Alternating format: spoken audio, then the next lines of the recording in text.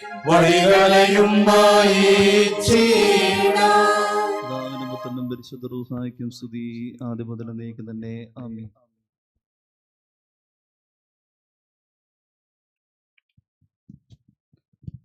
ദൈവത്തിന്റെ ധന്യതരുന്ന വാഴ്ത്തപ്പെടുമാറാകട്ടെ.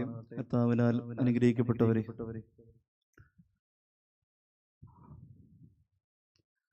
പെന്തക്കോസ്തി പെരുന്നാളിന് ശേഷം വരുന്ന 7ാമത്തെ ഞായറാഴ്ചയിലാണ് നമ്മളായിരിക്കുന്നത്. പ്രത്യേകമായും ഇന്ന് നമ്മൾ ശ്രവിച്ചതായ വേദഭാഗം വിശുദ്ധ മർക്കോസ് എവൻഗേലിയോസ് സുവിശേഷം 3-ാം അധ്യായം 20 മുതൽ 30 വരെയുള്ള ഭാഗങ്ങൾ.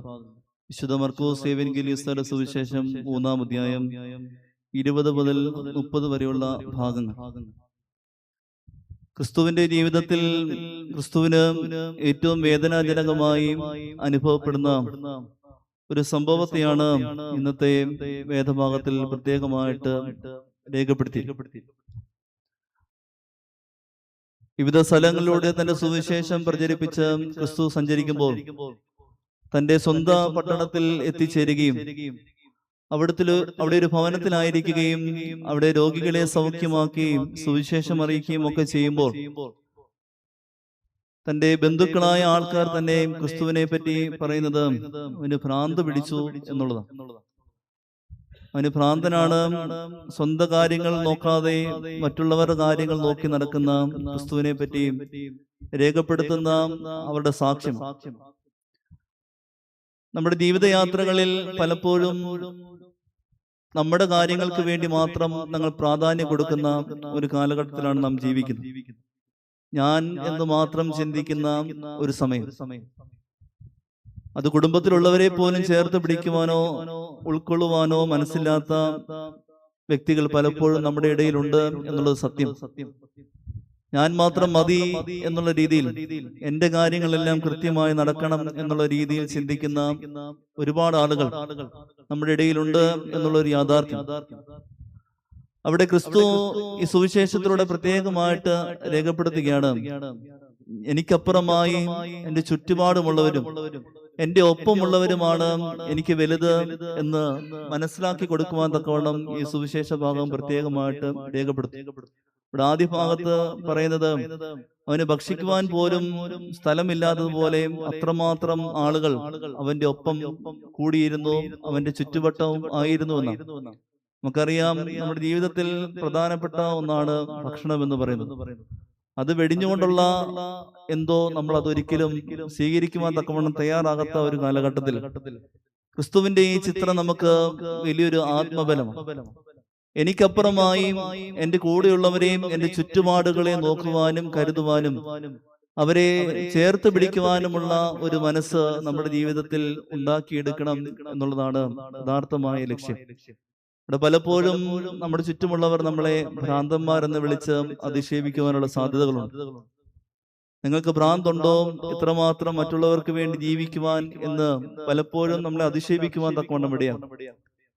ഒരു യുവാവ് തന്റെ ജീവിതയാത്രയിൽ ജോലി ചെയ്യുന്ന അവസരത്തിൽ എല്ലാ ദിവസവും രാവിലെ ദേവാലയത്തിൽ പോയി ഒരു അരമണിക്കൂർ സമയം അവിടെ ചെലവഴിച്ചതിന് ശേഷമേ ജോലിക്ക് പോകാം. എല്ലാ ദിവസവും ദേവാലയത്തിൽ ഈ അരമണിക്കൂർ സമയം ചെലവഴിക്കുന്നത് കാണുമ്പോൾ ചുറ്റുമുള്ള ആൾക്കാരൊക്കെ അവനെന്തോ പ്രശ്നമുണ്ട് എന്നുള്ള രീതിയിൽ ചിത്രീകരിക്കുവാൻ തക്കവണ്ണം ഇടയായിട്ട്. പക്ഷെ പിന്നീട് അവന്റെ ജീവിതത്തിൽ ഒരു പരിവർത്തനം ഉണ്ടായി. അനേകരെ സഹായിക്കുന്ന തരത്തിലേക്കും അനേകരെ ചേർത്ത് പിടിക്കുന്ന തരത്തിലേക്കുമുള്ള പ്രവർത്തനങ്ങൾ തന്റെ ജീവിതത്തിൽ ഏറ്റെടുത്ത് മുമ്പോട്ട് പോയപ്പോൾ അവിടെ ആളുകൾക്ക് മനസ്സിലായി, ഇവൻ എന്തുകൊണ്ടാണ്, ഇവൻ പ്രാർത്ഥിച്ചത് കൊണ്ട് എന്താണ് ലക്ഷ്യസ്ഥാനത്തേക്ക് എത്തിച്ചേർന്നത്, എന്ത് പ്രചോദനമാണ് ഇവന്റെ ജീവിതത്തിൽ ഉണ്ടായത് എന്ന് കൃത്യമായി തിരിച്ചറിയുവാൻ തക്കവണ്ണം സഹായിക്കും. അത്തരത്തിൽ നമ്മൾ മറ്റുള്ളവരുടെ ജീവിതത്തിലേക്ക് ഇടപെടുവാനും അവരെ ചേർത്ത് പിടിക്കുവാനും കരുതുവാനും, എനിക്കപ്പുറമായി ക്രിസ്തുവിനോടൊപ്പം തന്നെ മറ്റുള്ളവരെ ചേർത്ത് പിടിക്കും, ക്രിസ്തുവിനെ പോലെ മറ്റുള്ളവരെ ചേർത്ത് പിടിക്കുന്ന ഒരു സ്നേഹത്തിന്റെ വലിയ വലയം തീർക്കുവാൻ തക്കവണ്ണം നമുക്കിടയാകണം എന്ന് പലപ്പോഴും ഈ വേദഭാഗത്തിലൂടെ നമ്മോട് സംവേദിക്കും. പരിശുദ്ധ പാമ്പാടി തിരുമേനിയൊക്കെ കാണിച്ചു തന്ന മാതൃകയാണ്. തന്റെ ജീവിതത്തിൽ പലപ്പോഴും ഭക്ഷണങ്ങൾ വെടിയുകയും ഉറക്കം വെടിയുകയും ഒക്കെ ചെയ്തുകൊണ്ട് ഭ്രാന്തൻ എന്നുള്ള രീതിയിൽ മറ്റുള്ളവർ കണക്കാക്കുന്ന രീതിയിൽ തന്റെ ജീവിതം നയിക്കുവാൻ തക്കവണ്ണം ഇടയാകുന്നു. കുന്നംകുളത്തേക്ക് പോകുന്ന അവസരത്തിൽ പരിശുദ്ധ ബാവാ തിരുമേനി പാമ്പാടി തിരുമേനി ചോദിക്കുന്നത്, തിരുമേനിക്ക് എന്തിനാണ് അങ്ങോട്ട് പോകേണ്ട ആവശ്യം എന്താണ്? അവിടെ പോയി കഴിഞ്ഞാൽ തിരുമേനി മരിക്കുവാൻ തക്കവണ്ണം ഇടയാകും. ചുറ്റുമുള്ള ആൾക്കാരൊക്കെ നിരുത്സാഹപ്പെടുത്തുമ്പോഴും ദൈവത്തിന്റെ മഹത്വം അറിയണം, അല്ലെങ്കിൽ ദൈവത്തിന്റെ ശക്തി അവരറിയണം, അവരെന്റെ മക്കളാണെന്നുള്ള ബോധ്യത്തോടുകൂടെ അവരെ ചേർത്ത് പിടിക്കുവാനുള്ള ഒരു മനസ്സാണ് തിരുമേനി കാണിച്ചത്. അത്തരത്തിൽ മറ്റുള്ളവരെ ചേർത്ത് പിടിക്കുവാനുള്ള ഒരു മനസ്സ് എപ്പോഴും നമ്മുടെ ജീവിതത്തിൽ ഉണ്ടാകണം.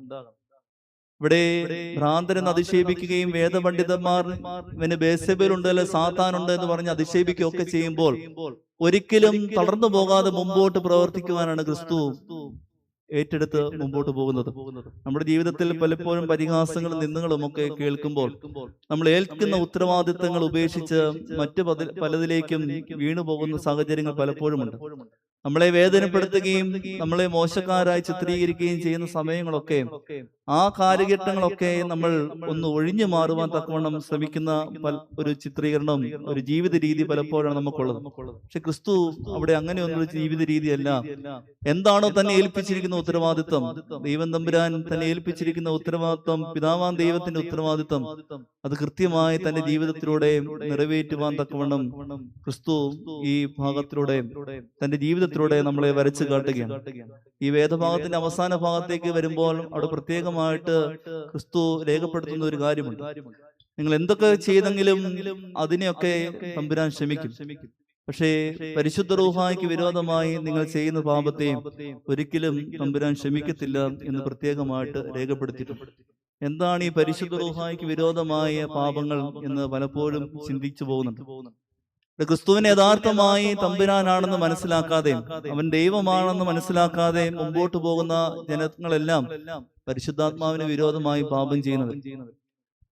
ക്രിസ്തുവിന്റെ യഥാർത്ഥമായ പ്രവർത്തനങ്ങളെ വിലയിരുത്തുവാനോ മനസ്സിലാക്കുവാനോ കഴിയാതെ മുമ്പോട്ട് പോകുന്ന ഓരോരുത്തരും പരിശുദ്ധാത്മാവിന് വിരോധമായി പാപം ചെയ്യുന്ന വ്യക്തികളാണ്. നമ്മുടെ ജീവിതത്തിൽ നമ്മളൊന്ന് പരിശോധിക്കണം, ക്രിസ്തുവിനെ യഥാർത്ഥമായി മനസ്സിലാക്കുവാൻ തക്കവണ്ണം നമുക്ക് സാധിക്കുന്നു. പത്രോസ്ലീഹായോട് ഞാൻ ആരാണെന്ന് ചോദിക്കുമ്പോൾ പത്രോസ്ലീഹ നൽകുന്ന മറുപടി, നീ ജീവനുള്ള ദൈവത്തിന്റെ പുത്രനായ മശിഹായാകുന്നു. അവിടെ ക്രിസ്തു പറയുന്നത്, ജഡരക്തങ്ങളല്ല നിന്നെ കൊണ്ട് ഇത് പറയിച്ചത്, സ്വർഗസ്ഥനായ പിതാവാണ്. പരിശുദ്ധ റൂഹായുടെ വലിയ ശക്തിയാണ് ക്രിസ്തുവിനെ യഥാർത്ഥമായി തിരിച്ചറിയുവാൻ തക്കവണ്ണം ഇടയാകുന്നത്. ഉയർത്തെഴുന്നേറ്റ ക്രിസ്തു പത്രോസ്ലീഹാന്റെ അടുത്ത് വീണ്ടും പ്രത്യക്ഷപ്പെട്ട് ചോദിക്കുന്നുണ്ട്, നീ എന്നെ സ്നേഹിക്കുന്നു? 3 പ്രാവശ്യം വീണ്ടും വീണ്ടും ചോദിക്കുന്നു. 3 പ്രാവശ്യം അവൻ തള്ളി പറഞ്ഞതുപോലെ തന്നെ 3 പ്രാവശ്യം അവനെ ഏറ്റു പറയുവാൻ തക്കവണ്ണം അവനെ പ്രേരിപ്പിക്കുന്നു. അവിടെയെല്ലാം അവനെ അത്രമാത്രം സ്നേഹിക്കുന്നു എന്ന് തിരിച്ചു പറയുവാൻ തക്കവണ്ണം പത്രോസ്ലീഹ തയ്യാറെടുക്കുന്നു. അതെല്ലാം ക്രിസ്തുവിനെ യഥാർത്ഥമായി മനസ്സിലാക്കിയതിന്റെ ബോധ്യം. ശൗൽ എന്ന് പറയുന്ന പിന്നീട് പൗലോസ്ലീഹായ വ്യക്തി സഭയെ ഉപദ്രവിക്കുന്ന അവസരത്തിൽ ക്രിസ്തുവിനെ തിരിച്ചറിയാതെ മുമ്പോട്ട് പോകുമ്പോൾ, ഒരു ദർശനത്തിലൂടെ ക്രിസ്തുവിനെ തിരിച്ചറിയുകയും മനസ്സിലാക്കുകയും ചെയ്യുമ്പോൾ അവൻ തിരിഞ്ഞു വന്ന് തന്റെ പ്രവർത്തനങ്ങൾ ക്രിസ്തുവിന് വേണ്ടി ജീവിക്കുവാൻ, ക്രിസ്തുവിന് വേണ്ടി ഈ ലോകം മൊത്തവും സുവിശേഷം അറിയിക്കുവാൻ തക്കവണ്ണം ഒരു ഉത്തരവാദിത്വം ഏറ്റെടുത്ത് മുമ്പോട്ട് പോകുന്ന ചിത്രവും നമ്മൾ വേദപുസ്തകത്തിലൂടെ മനസ്സിലാക്കുന്നു. ക്രിസ്തുവിന് വേണ്ടി ജീവിക്കുമ്പോൾ പലപ്പോഴും ഭ്രാന്തന്മാരെന്ന് നമ്മളെ ചിത്രീകരിക്കാൻ സാധ്യതയുണ്ട്. പക്ഷെ അവിടെയെല്ലാം തളരാതെ പരിശുദ്ധാത്മാവിന്റെ ശക്തിയിൽ മുമ്പോട്ട് പോകുവാൻ തക്കവണ്ണം ഇടയാകണം. അവനെ തള്ളി പറയാതെ അവനെ ഏറ്റുപറയുവാനും അവനെ സ്വീകരിക്കുവാനും അവനെ ഹൃദയത്തിൽ ചേർത്ത് പിടിച്ച് മുമ്പോട്ട് പോകുവാനും തക്കവണ്ണം ഇടയാകുമ്പോൾ അവിടെയാണ് നമുക്ക് ന്യായവിധി ദിവസത്തിൽ ദൈവതമ്പുരാന്റെ മുമ്പാകെ തലയുയർത്തി നിൽക്കുവാൻ തക്കവണ്ണം നമുക്ക് സാധിക്കത്തുള്ളൂ. അല്ലാത്ത പക്ഷം പരിശുദ്ധാത്മാവിന് വിരോധമായി പാപം ചെയ്ത് ന്യായവിധിയിലേക്ക്, അശുദ്ധമായ അവസ്ഥയിലേക്ക് നമ്മൾ വീണു പോകും എന്ന് പ്രത്യേകമായിട്ട് ഓർമ്മിപ്പിക്കുന്നു. പ്രത്യേകിച്ച് പരിശുദ്ധാത്മാവിനെ ഉള്ളിൽ സ്വീകരിച്ചുകൊണ്ട് ക്രിസ്തുവിനെ യഥാർത്ഥമായി തമ്പുരാനാണ്, അവൻ എന്റെ രക്ഷിതാവാണ്, അവൻ എന്റെ ദൈവമാണ്. അതാണ് മാർത്തോമാസ്ലീഹ ഏറ്റുപറഞ്ഞ വലിയ വിശ്വാസ സത്യം, എന്റെ കർത്താവും എന്റെ ദൈവവും. ആ വിശ്വാസ സത്യത്തിൽ അടിയുറച്ച് മുമ്പോട്ട് പോകുന്ന വ്യക്തികളാണ് നമ്മൾ ഓരോരുത്തരും. മാർത്തോമാസ്ലീഹയുടെ വിശ്വാസത്തിൽ, നമ്മെ പഠിപ്പിച്ച വിശ്വാസത്തിൽ ധൈര്യപ്പെട്ടുകൊണ്ട് മുമ്പോട്ട് പോകുന്ന വ്യക്തികളാണ്.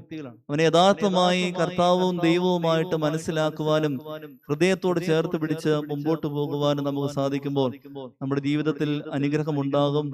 ന്യായവിധി ദിവസത്തിൽ നമുക്ക് മുഖപ്രസാദത്തോടു കൂടി ദൈവസന്നിധിയിൽ ആയിരിക്കുവാൻ തക്കവണ്ണം ഇടയാകും എന്ന് മാത്രം ഓർമ്മിച്ചുകൊണ്ട് എന്റെ വാക്ക് നിർത്തുന്നു. ദൈവനാമം